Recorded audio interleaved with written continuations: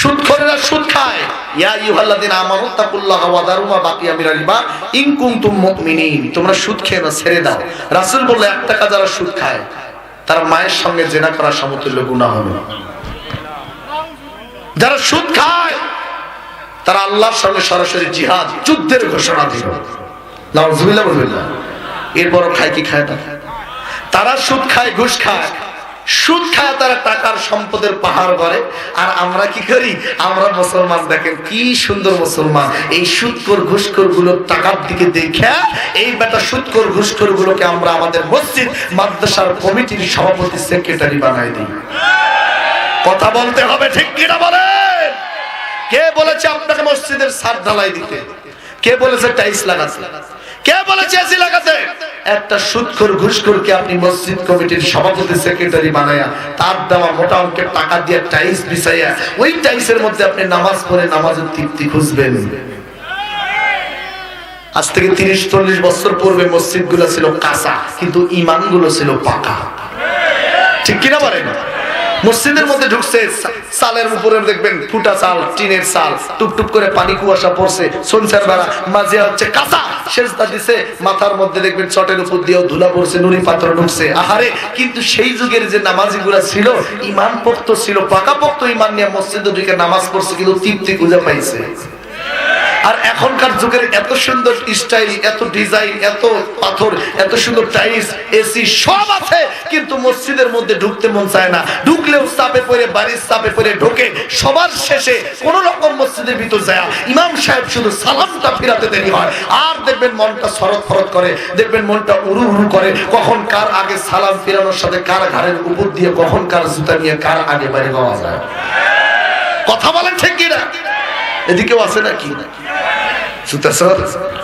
আমি তো একটা কেন্দ্রীয় মসজিদের ইমাম, তো প্রতি জুমায় বিভিন্ন সাইড থেকে লোকজন আসে নামাজ পড়ার জন্য।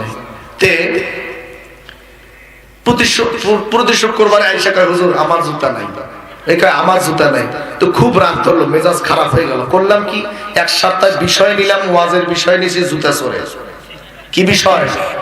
কথা হয় না, বিষয় ওয়াজ জুতা চোর। এই চোরের বিষয় ওয়াজ করতে হবে। করলাম ভালোভাবে, গরম নরম সুরে, সব ভাবে বাবা সাবা এত কিছু মহাব্বত করে চোরদেরকে বললাম, খবরদার বাবা এই কাজ করিস না, চুরি করা যাবে না, চুরি করিস না, এই যে মানুষের জুতা নেই সেটা খারাপ, এটা করা যাবে না, নিকৃষ্ট মানের কাজ। এত সুন্দর করে সেদিন বুঝাইলাম, কিন্তু সেদিন বাইরে হয়ে দেখি আমারই জুতা নাই। বুঝছেন কথা? এরকম আছে না চোর? কথা বল না কেন? কি লাভ? নামাজ পড়তেছেন এত যাবত ধরে, অথচ আপনার এখনো পর্যন্ত ভিতরের পরিবর্তন চলে আসলো না। কলবটার মধ্যে হিংসা দিয়ে ভরা। হজ করে আসছে, হজ করে আসছে হাজী সাহেব, বোনের হকটা এখন পর্যন্ত বুঝাই দেয় নাই। বোনের অধিকার নিয়ে যখন বাড়িতে যায় এমন দৌড়ানি দেয়, বছরের পর বছর যায়, বোন কোনোদিন ভাইয়ের বাড়িতে যাইতে পারে না। হজ করে আসছে, কিন্তু এখনো পর্যন্ত আপনি ফুপুর হক বুঝাই দেন নাই। কথা নাই না?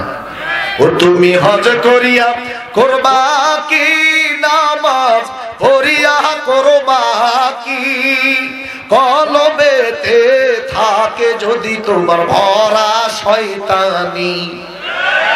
ও তুমি হজ করিয়া করবা কি, নামাজ পড়িয়া করবা কি, অন্তরেতে থাকে যদি তোমার ভরা শয়তানি। এত দুঃখ রাখবো কোথায় রাখার জায়গা নাই ভাইরে, এত দুঃখ রাখবো কোথায় রাখার জায়গা নাই।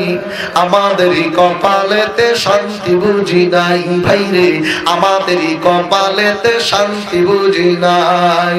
5 ওয়াক্ত নামাজ পড়ি, 5 ওয়াক্ত নামাজ পড়ি, কপালে তার দাও, মক্কায় যায় না মেরা গে লাগায় হাজী শাহ। 5 ওয়াক্ত নামাজ পড়ি, কপালে তার দাও, মক্কায় যায় না মেরা গে লাগায় হাজী শাহ। বাবার চায়ের দোকানে বসে নামাজি টেলিভিশন চায়, চায়ের হোস্টেলে বসে হাজি টেলিভিশন চায়, আবার হিন্দি গানের তালে তালে পা দুটি নাচায়। এত দুঃখ রাখবো কোথায়, রাখার জায়গা নাই, আমাদেরই কপালেতে শান্তি বুঝি নাই।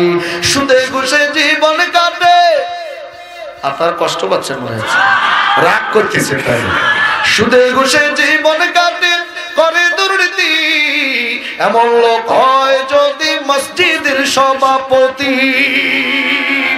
হক কথা বলতে গেলে, সত্য কথা বলতে গেলে মৌলবীর চাকরি নাই, উচিত কথা বলতে গেলে ইমামের চাকরি নাই, আমাদেরই কপালেতে শান্তি বুঝি নাই ভাইরে, আমাদেরই কপালেতে শান্তি বুঝি নাই।